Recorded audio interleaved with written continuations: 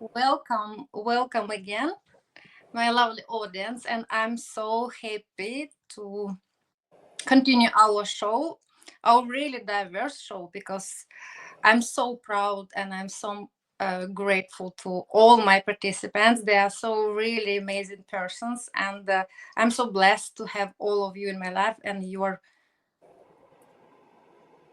doing very great cause, and especially because you are giving me the most important you have, it's your time and attention. It's actually these gifts that probably we are sometimes underestimate. So today it's already episode number 16, and we have very interesting and special guest. And the title of my podcast, I decided to give like this: Dancing the Mind. And you will be understanding why very shortly. So welcome to our great show. And today we have a very special guest, incredibly with really diversified portfolio. You will see. It's Dr. Justin Tausig, right? Yes. I was double checking just his name just 5 minutes ago. So Dr. Justin is not just a fencing master, but a multifaceted creative force, an author, screenwriter, and someone who deeply understands the psychological and therapeutic elements. With a remarkable career in both competitive athletes and mental health, Dr. Justin is a six-time member of the United States national fencing team. Did I say it correct? Six? Yeah, Yeah. six. Yeah. And the four-time world championship team member. He has competed at the highest levels, earning medals in events like the Pan American Games and World Cups. But beyond his athletic accomplishment, he works with athletes of all levels, from junior high to Olympic medalists, helping them optimize their mental and emotional performance. He holds a doctorate in sport and performance psychology and has been featured in top fencing publications. And in 2020, he was inducted in the USA Fencing Hall of Fame. Congratulations. Thank you. So we are so thrilled to dive into your unique, really diverse blend of experience in sport and psychology today. Welcome to the show. Thank you very much for having me. And then we just dive and immediately in very beautiful part of our show, I think, because it's so different all the time, and I love this part probably mostly because it's something nice and warm in my soul and kind. Because when I'm reflecting of my childhood, even though it was not that um problemless, but still it's very special and magic time. So and now we actually are going really to speak about magic, because I know a little bit already about yes, fairy tales and magic in your childhood, because we have a little bit conversation in advance, and then I'm just envy my audience because it's very special story. Yes, and now you know. So can you please share with us about little Justin, who he was, this magical boy, and of course how this magic, what has happened to him, I'm just opening a little bit, have impact his life and actually life of many other people who you have impact. So please welcome, Okay. introduce to. Yeah. Okay. So, little Justin. I was the youngest in a family of six, and from a very early age, I viewed things, I guess, a little differently than my siblings did and my parents did. And I think in some ways, it made it very difficult for my parents to parent me, because I had so many so many different reactions to my environment and things in my life. And so I looked for meaning in a lot of different places. I read very early, and so at a very advanced level, in part because I wanted to read what my older siblings were reading. And so I looked for meaning in books. I looked for meaning in movies when they were on television. I looked all around. When I was 3 years old, I saw the 1950s movie Ivanhoe with Robert Taylor and Elizabeth Taylor when it was on television. And I decided, okay, now I know what I want to do with my life. I want to be a knight. I want to knock people off their horses and rescue Elizabeth Taylor and all of that. And a few years later, I saw my first Errol Flynn movie. And I thought, this is even better. No horse, no armor, just sword play and this incredible, charismatic person. And my love of that genre of films continued throughout my childhood. And when I was 12 years old, there was an article in the New York Times that my father saw, and he clipped it out for me, about a famous fencing master named Giorgio Santelli. And and I read the article, and all I could think of was, I want to meet this person. He really seems very interesting. It took me a few weeks to get my courage up. I was pretty shy and 12, but I looked his name up in the phone book and I called him and I said, I read the New York Times article. I would like to meet you. Wow, incredible. And Not that shy after all. Anyway, my courage. yeah, it was really, it was important, and certainly a big step in my life. So he said, okay, come over the next day, or I don't remember what the timing was, but I rode my bike over to his house, and there he was giving a fencing lesson in the street in front of his house. And once the lesson ended, he came over to me and we started talking. And a few minutes later, he had me in a fencing posture, moving forward and backward in the street. And then he looked at me and he said, "You're going to be my student." Wow. And that moment really changed my life. He believed in me. He believed I had value in a way and at a time when I was still struggling with my own identity and trying to figure out if I felt I had value. And his belief in me really propelled me forward in a lot of different ways. And so I worked with him until he passed away a few years later, which was certainly very difficult for me.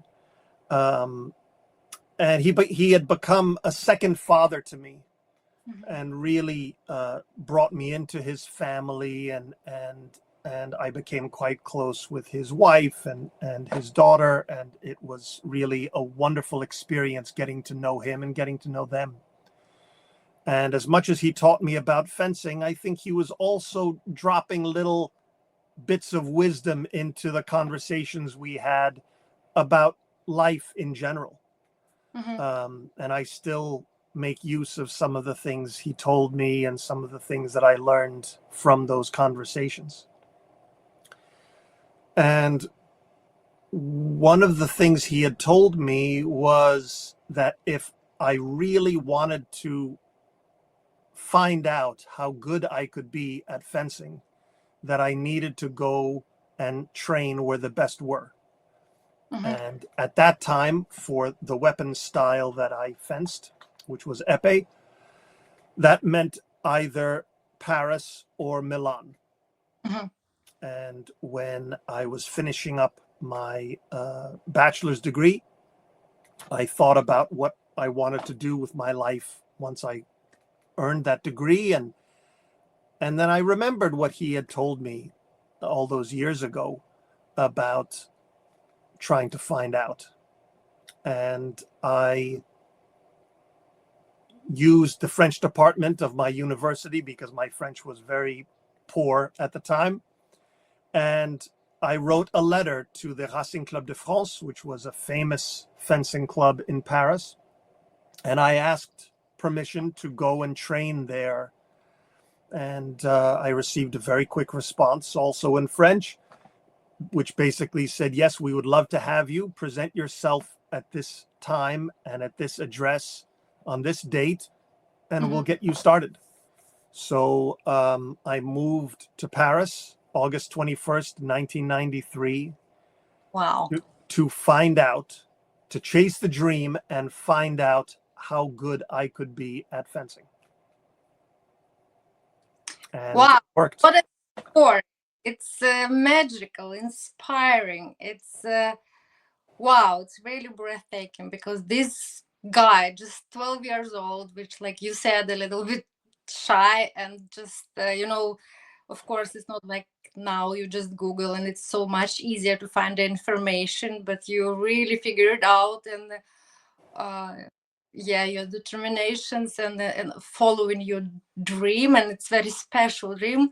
So I'm actually, guys, I can open a little bit story. I'm already familiar with this story a little bit, and the first time when Justin has been sharing, I feel the goosebumps. It's the same now. Even I could hear it just a couple of days ago. It's still the same reaction. So wow. So, and the magic. And can you imagine this? Your, like you said, second father, right? I don't believe in coincidence, because we all have destinies and how we shape it, of course. Imagine he also understood and appreciated your encourages and everything. And I'm sure that he did something very special to you, and he was like mostly mentor, right? And wow, like you said, that you've been taken as a part of his family. It's so beautiful story. It's really, it's for me like magic of knights and sword, but most about beautiful values in our heart, which we should really cherish, right? So yes, amazing. And okay, and you decided to follow your dream. So now we actually are in Paris, right? And I already can just imagine, like, you come there. And how old were you actually when you moved to Paris? I was 23. 23, okay. And yes, and you're French and everything, but right, still you magical imagination. But okay, imagination is one thing, and many people, they really dream, but to proceed, to be so sure that I want to try it, right? And can you please, it's so inspiring story, and I know it's just the beginning of diversifying your story. So please, not my fountain with a lot of word. Now please just continue your beautiful story. I will ask about all this diversity thing afterwards. Just continue. Of course. So at the time when I moved to Paris, I was not ranked in the United States in fencing. So it really seemed like a tremendous risk and a real leap of faith. I knew one person in the entire country, and I didn't know French hardly. I mean, I had taken some French in high school and in university, but I didn't know the language. I wasn't comfortable in the language. And so it was a difficult transition for me. And I was not a good fencer when I moved there at all. And when I first started fencing on the World Cup circuit, I lost in the first round of every World Cup I fenced in that season. Oh, wow. Which was humiliating for me, and particularly the last competition of that season, which in retrospect, I think it was probably the most significant result of my career, because I finished last. I finished absolutely last. And when you look down the list of names and there's your name at the bottom, I felt embarrassed. I felt humiliated. I felt very small. I thought, am I wasting my time? What am I doing? And it was clear to me that I couldn't continue the way I had been training and viewing myself in the sport, because obviously it wasn't working. Mm-hmm. So I really had two choices in front of me. Either I could quit and just move back to New York, or I would have to completely change the way I viewed myself within the sport of fencing. And in those years, there was no internet, there was no YouTube. Fencing competitions were not streamed online. So if you wanted to see top level fencing, you had to actually physically be at the competitions. So Okay. when I lost so Mm-hmm. early at these World Cups, I never left the venue early. I stayed until the last touch was scored of the very last match, because I Mm-hmm. wanted to try and learn as much as I could. And one of the many things that I learned was this: most top athletes, regardless of sport, they have a hook around which they build their game, Mm-hmm. whether they're very tall or very fast or very strong. That's what they build their game around. And when I looked at myself objectively in a mirror, I didn't have any of those qualities. I'm 6'4", so I'm fairly tall, but there were fencers on the World Cup circuit who were 6'7", 6'8", much taller than me. So I couldn't base my game around height. My hand speed is pretty good, but my foot speed was average, so I couldn't base my game around speed. Mm-hmm. And I have the body of an asparagus. I was never going to overpower anyone, so I couldn't base it around strength. So what could I do that would allow me to be successful against these fantastic athletes, the best athletes in the sport? One of the qualities of a sport of combat is there is no attack that can't be defended against, and there is no defense that can't be penetrated. So Mm-hmm. it's never a question of, this is easy, I will simply stick up my arm and hit someone. There's a lot more that goes into it. And what I thought about during that summer of 1995, when I really tried to think about what I could do differently, Mm-hmm. was someone who bases their game around speed. If I could slow them down, maybe they would lose a little bit of confidence, because that's not how they like to fence. That's not how they trained. Someone who was really strong, if I put them in a situation where they couldn't use that physical strength, the same thing, their confidence might drop, their frustration might increase, and then maybe I would have a chance. At the end of that summer, I sat down with my fencing master, Stéphane Ribou, and we had a conversation much like this one. And I said, this is what I've come up with as a possible solution. Does this make any sense at all? Or am I just like a drowning man reaching around for anything that might keep me from sinking? Mm-hmm. And he thought about it and he said, no, this could be very interesting. We'll see how it works in competition. But in the meantime, we'll have to change the way that you train. So we very much changed my training style, and I started using this very adaptive style, Mm-hmm. which worked more against the top level fencers who had these tremendous athletic gifts, because Mm-hmm. they were reliant on those gifts. Mm-hmm. So I trained myself to be uncomfortable, to be comfortable being uncomfortable, and to not be reliant on a particular style or a particular game, but instead be very adaptive. And 2.5 years later, I was on the national team for the United States. It was that quick a turnaround once I started using this very adaptive style, which allowed me to have success against some of the top fencers in my sport.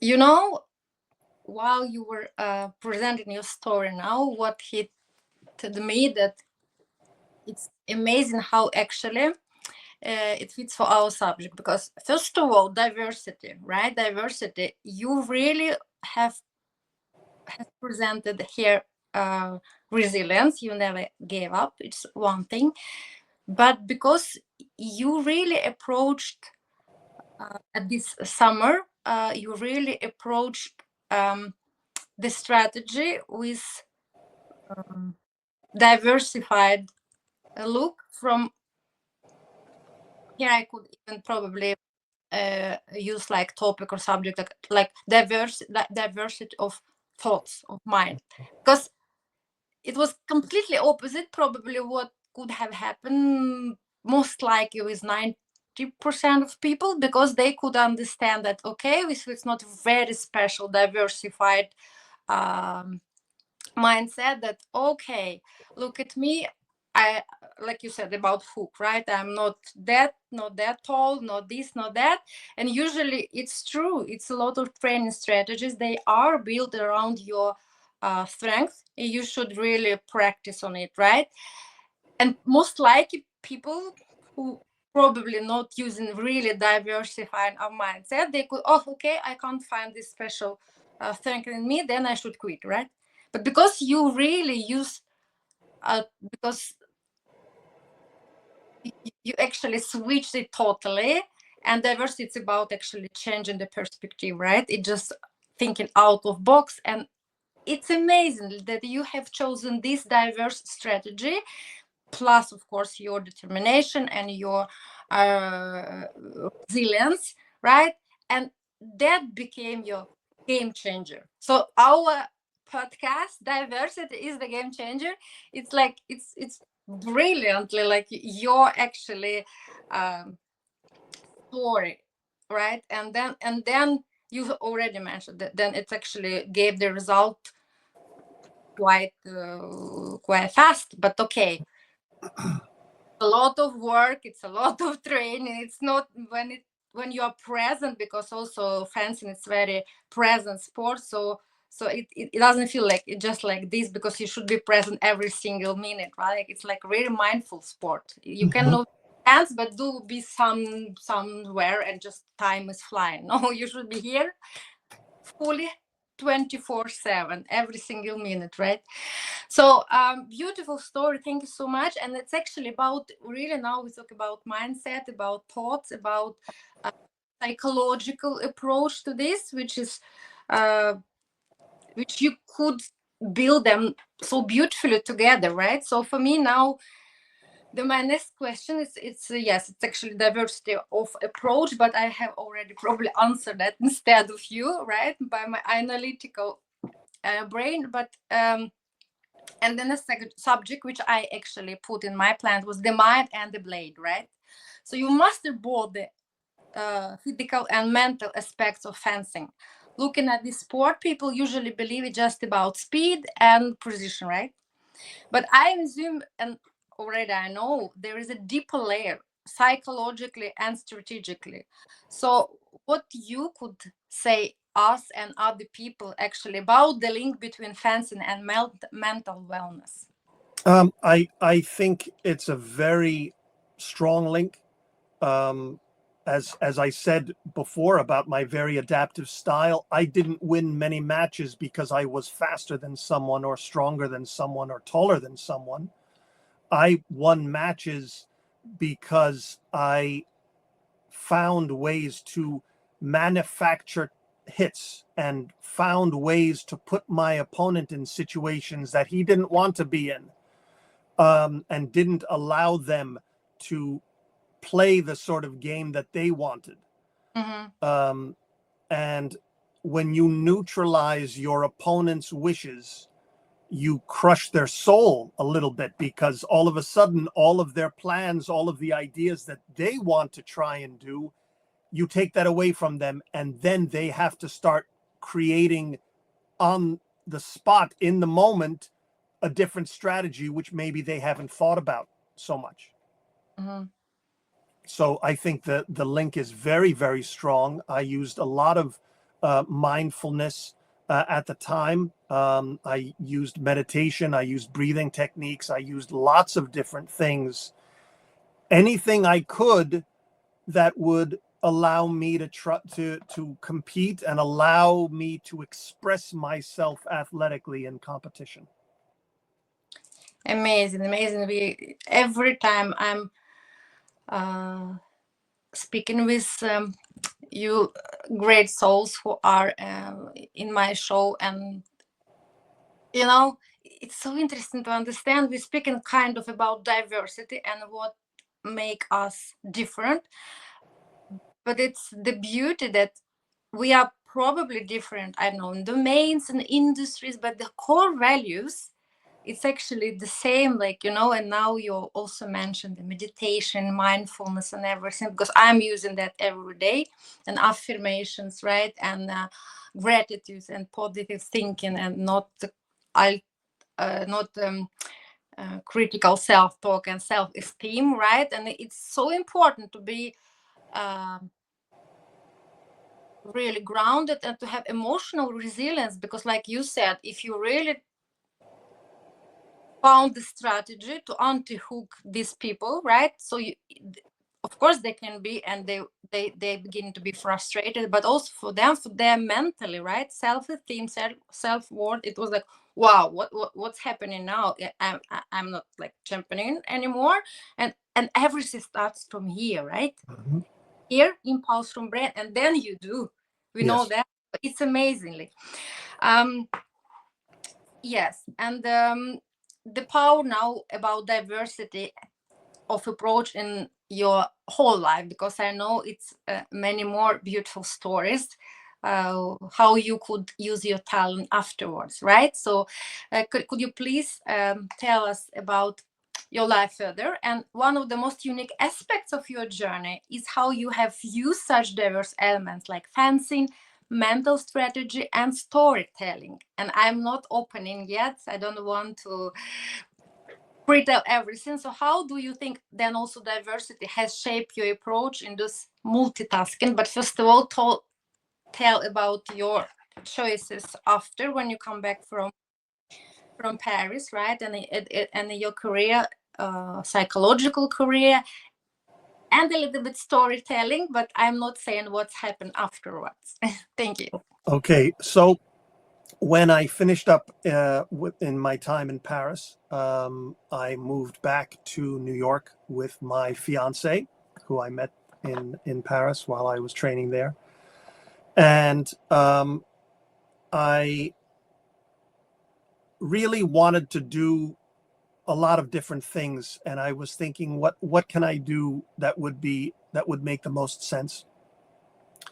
And first I was going to be a fencing instructor, and I thought, okay, maybe I can bring some of the European level of competition to the American fencers, who at that time were not as strong as the Europeans.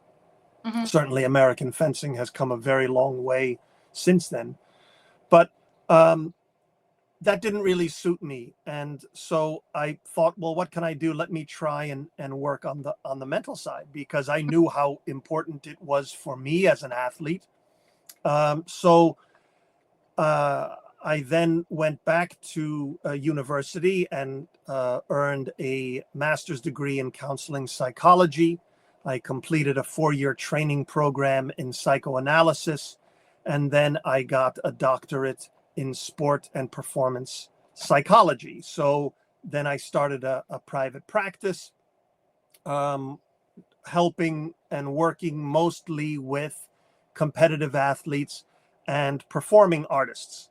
I worked and I continue to work with some clinical patients still, but the majority of my practice is working on the sport and performance side of things. Beautiful. And actually, I came on the one comment which I actually wanted to comment about after your first question, but because now I'm training my skill to be fully present and listen. Sometimes before I could just interrupt. Oh, you know what, I have something to say. But now psychologically I know, no, Valeria, and I have even symbol here, you should listen, you should be present and listen. And sometimes I forget, but now actually I came back, because it's so important, I believe, to underline now that how you took this challenge in Paris, right? So it's actually, I am getting evidence every single day from myself and from my guests that actually it's possibility to change your approach is adversity, which actually gives us the most important chances for personal growth, right? It's like you said, it's probably the most fantastic thing, because you came the very last in this competition. It Now you understand, it's probably not probably, but it has become the most luckiest I don't know, event in your life, not event, but right. And because this gave you actually, I don't know, inspiration, motivation, and really the whole your life was built about this after. And we experience really, but again, it should be really so full presence and focus from your mindset and from your mental part, right? Mm-hmm. So it's amazing. So about what you have shared with us now, so how do you believe that diversity and inclusion, which part they are playing actually in your life, in the career, in sport, uh, because we podcast diversity is the game changer, so could elaborate about these topics a little bit more. Of course, of course. I think diversity is not valued enough. I think it's very easy for people to teach a certain way. If they are teachers, if they are athletic coaches, this is how we teach. This is how people learn. But everyone is going to learn a little differently because of their own strengths, their own weaknesses, their own character, their own personality. And I think it's so important to try and bridge that gap between the subject matter and the needs of that student and what it is that they're trying to learn, to use a teacher student, schema. Um, but I think that goes with a lot of different things. I think it's the same when it comes to athletic coaching. It's the same sort of dynamic when it comes to parenting. You don't parent every child the same way because every child has different needs, and it's important to value that. And I think in my work with my clients, um, no client is the same. I don't have a recipe that I follow. Oh, you're on week 3, that means we're doing this, or it's week 8, we're doing that.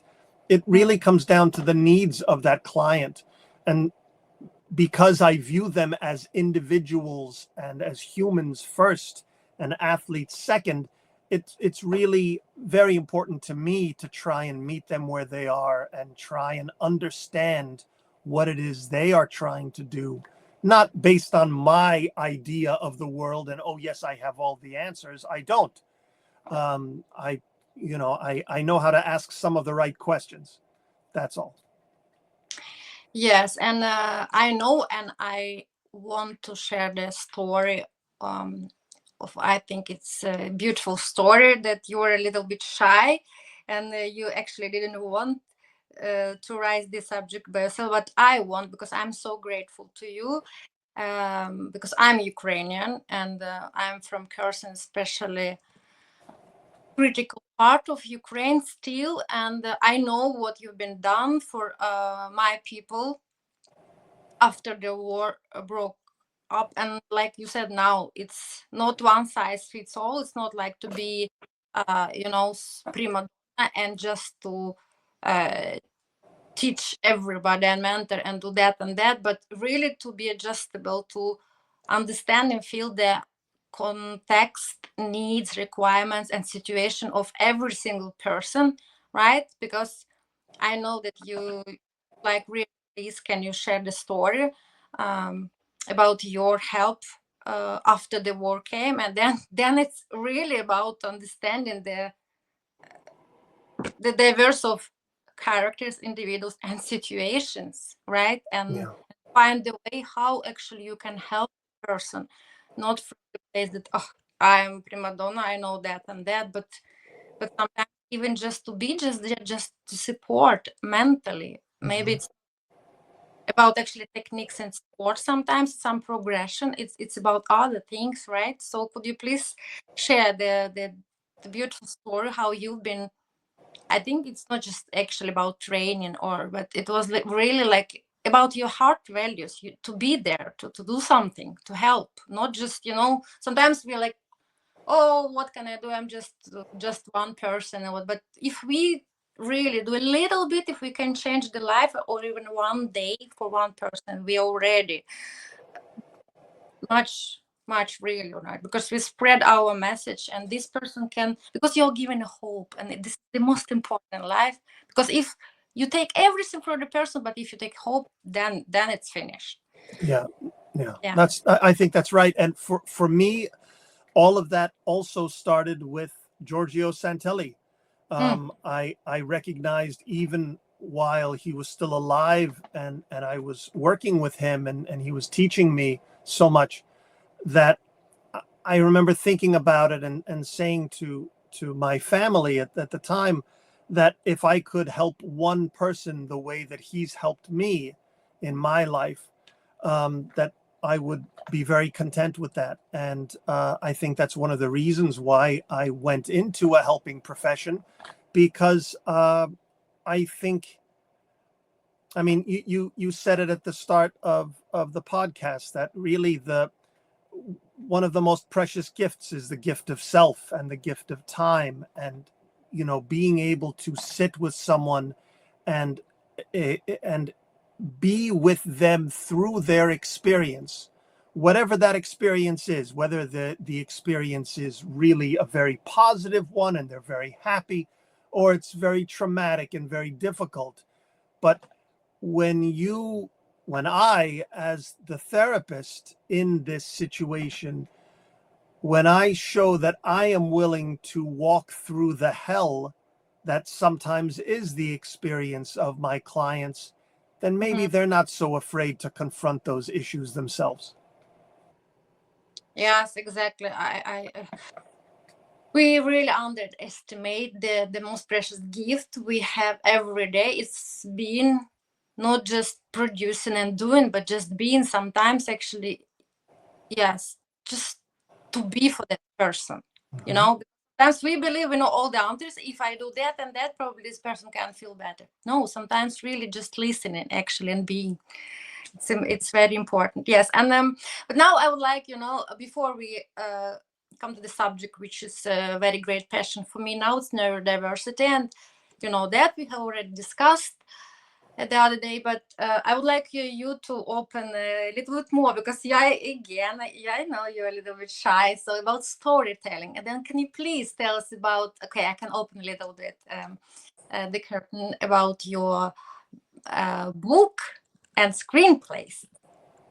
Well, yeah. So, um, because of my love of um, stories, fantasy, my imagination, and all of that, when I was a little boy, little Justin, my father created these stories that he told me as bedtime stories, and Mm. he used these characters, and they went on different adventures, and they solved different puzzles and went on quests and all kinds of things. And I found those stories really quite charming. And about 10 years ago, I asked my father, hey, could you just give me a document giving me the rights to those stories? And he said, yeah, I can do that, but why do you want them? I said, I don't know. Maybe I'll do something with it at some point. Mhm. So he gave me that document. Um, in early 2020, my father, who had been in declining health for a number of years, he Mhm. passed away, which was certainly not a surprise to any of us, but it was difficult for me because we were quite close. And that was right before the first COVID shutdown. And so I wasn't going into Manhattan to my office space for work anymore. So I had all of this extra time on my hands at the same time that I had all of this grief.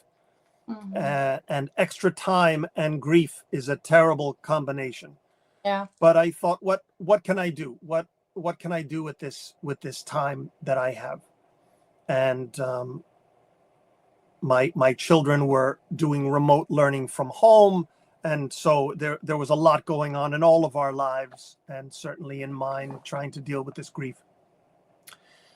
So I had the idea, I'm going to write a screenplay for a Disney movie. That was my first idea. And I had never written a screenplay before. I always loved the written word, certainly, but I had never tried anything like this. And using some of the characters that my father came up with when I was a child. And so I sat down, and in my free time, I wrote the first draft of this screenplay. And I finished it in February, and at the end of February of that year of 2020. And I read the first draft to my wife and my children, and they cried, and I cried, and I thought, well, maybe there's something here beyond just the emotion. And so I found someone online who is an art director, and after he signed an NDA, I sent him a copy of the screenplay, and he said, I think this has legs. But he suggested that I turn it into a children's book, because then it would be, when I approach a studio or someone to try and develop this, the art style that I have in mind, it would be easy to see. So he helped me find 2 artists that did the illustrations, because I am not very good at drawing at all. And so in late 2021, I published the children's book. I self-published this children's book called George and the Dragon. Okay. And George, was it you? No, No, not me. It's not. I'm sure I'm in there somewhere, but no, that character is not exactly me. I think in some way I am all of my characters. They're all different sides, Yeah. But so then I thought, okay, I have a children's book and I have a screenplay. Now what do I do? So I went online again, and I found someone who helps people to market their screenplays. And so I've been working with him over the past couple of years. But of course, COVID has made all of that, very difficult, and changed, I think, the entertainment industry dramatically. And streaming certainly has changed the way that entertainment is consumed. So there are a lot of different variables there. But in the meantime, I wrote 2 more screenplays. So I have a full trilogy of animated stories, because once I did the first screenplay and I read that to my children said, oh, but what about this character that you told us about? And what about, oh, this other character? Oh, yes, you have to write about her. And I thought about it, and I thought, well, yes, I have a whole catalog of characters that I created for my children. So it's an intergenerational transmission from my father to me, from me to my children. And I really wanted these stories to be out there, and that's what I'm working on now, to try and develop these into something which can then be brought to a worldwide audience, because I think these are interesting stories, and some of the characters have never been seen before. They are completely different in many ways from any fictional characters that have come before. Wow, amazing. Again, I can't stop being amazed by you, and now you understand, my beautiful audience, why I mentioned in the very beginning it's very diversified portfolio we are talking here, right? About fencing and doctorate and psychology and imagination world which you grew up. And I'm so grateful to, of course, your coach, but also to your father, that he understood it was so important for you. And also, again, he decided to use his time and made all these bad stories for you. You know, it's so important. And now you would like to, of course, transfer through the experience of your life. You would like to spread the message to many, many people. I know there are very beautiful values in them. That's why I'm encouraging everybody who is who will be watching, listening this episode now or later, if you know somebody who can help me and Justin to make this beautiful dream come true. So please follow us, follow Justin. It will be, of course, data in my post here, YouTube, Spotify, Instagram, and LinkedIn. So we will be really, really happy to make this magic happen together. So and again, I will put also the name of your book, right? The George and the Dragon, right? George and the Dragon. Yes, it's on Amazon right now. Okay, amazing, amazing. Thank you so much.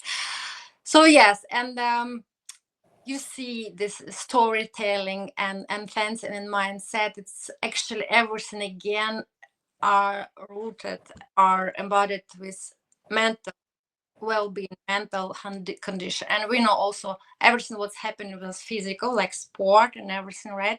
It should be really in balance, in harmony with your mental condition. And unfortunately, the era we are living now, and everything what is happening, political situation and wars, uh, very rapid digitalization, everything.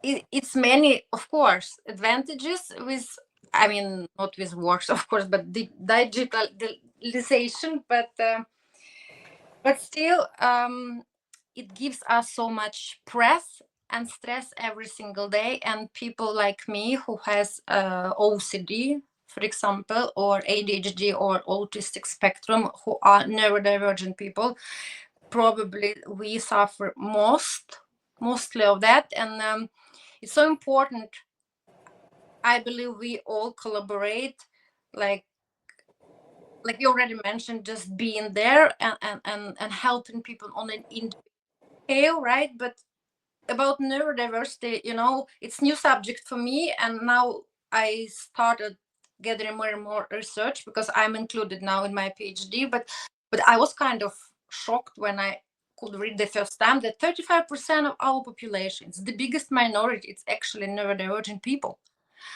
Oh my God. And then we are not speaking about just tiny part. It's actually it means that we are in interaction with neurodivergent people, all of us, every single day, right? And it's important to remember that unfortunately 75% of people with neurodivergent, they are like autistic spectrum, they're unemployed, right? And because of that, 300% more chance to be depressed and suicidal. It's huge problem. And plus with all these circumstances which I have already mentioned in the society. So I believe every single time, just minute we raise awareness about this subject, it's very important. So could you tell me, elaborate a little bit about your approach, about your vision about neurodiversity, and how we can, what we can do, how we can help um, people like me and other people who are struggling. And sometimes it's actually also about hope, because some days when your mind is attacking you and you don't know what it is, why, when it stops, hope sometimes really it's it's what we need, right? So we all need that. But how could you believe we can improve situation? What can we do? I think one of the biggest problems, and this speaks to neurodiversity, but also in terms of relating between countries and between ethnic groups, between racial groups, between religious groups. We are very quick to say this other group, they are others. And you're either like me, you either look like me, or if you don't look like me, you are very different from me, and therefore if you're different from me, then it's wrong. Then difference is seen as being wrong. And I think that is a tremendous failing, because if someone wants to pray to a God that is different from the God that you pray to, that's not a bad thing. If they find meaning in a different course of action than you do, that's okay. It doesn't have to be a right way and a wrong way. It's just a different way. I mean, to bring it back to me briefly, my fencing got better when I stopped trying to fence like other people, and I started trying to understand what made me unique as an athlete. That's what I try and do with my clients, to help them to understand what makes them unique as athletes or as performers in their chosen art form or sport. I think we all need to embrace that more. Someone is not inherently my friend because they look like me, or inherently my enemy because they don't look like me.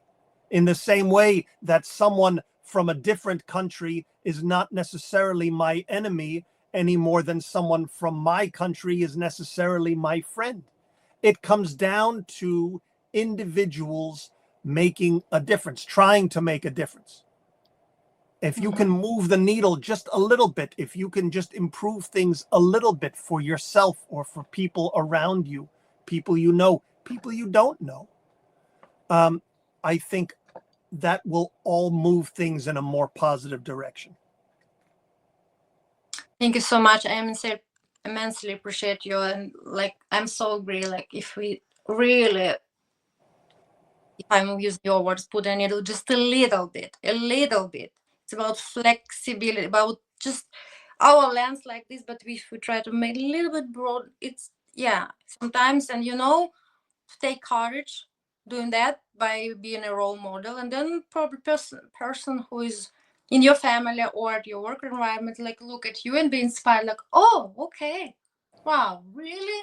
It's about respect and be a little bit open, yes, because we always don't. It's challenging when something is different, because it's like you said, it's again, it's being comfortable with something, being uncomfortable. It's exactly what was your strategy.